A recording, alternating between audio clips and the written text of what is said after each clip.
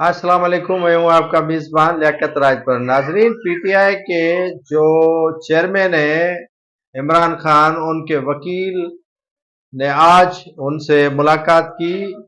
शेर अफजल मरवत का कहना था कि कई इलेक्टेबल जो है मुख्तलिफ पार्टियां छोड़कर पीटीआई में शामिल हो रहे हैं।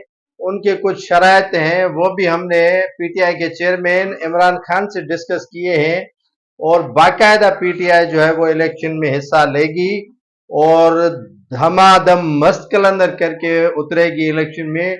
शेर अफजल मरवत का यह भी कहना था कि वो फिलहाल केपीके में डिस्ट्रिक्ट सतह पर जो है वो पीटीआई के कन्वेंशन करेंगी।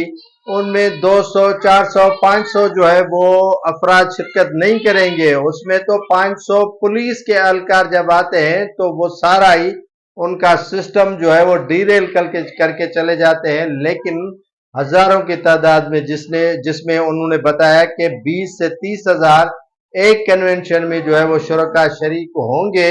और हम चाहते हैं कि पीटीआई के जो डरे हुए लोग हैं, जो हमसे किनारा कश हो चुके हैं, वो इन इलेक्टेबल जो पीटीआई में अब शमूलियत कर रहे हैं आने से हमारे पीटीआई में उनका डर खत्म हो जाएगा और इंशाअल्लाह ताला पीटीआई भरपूर अंदाज में इलेक्शन मुहिम चलाएगी और पेशावर में एक तारीखी जलसा किया जाएगा। उस जलसे के बाद जो है वो पंजाब का रुख करेंगे। देखते हैं कि पीटीआई जो है वो कितना इन आम इंतखाबात में इलेक्शन में जो है वो कैंपेन चलाती है और कामयाबी हासिल करती है।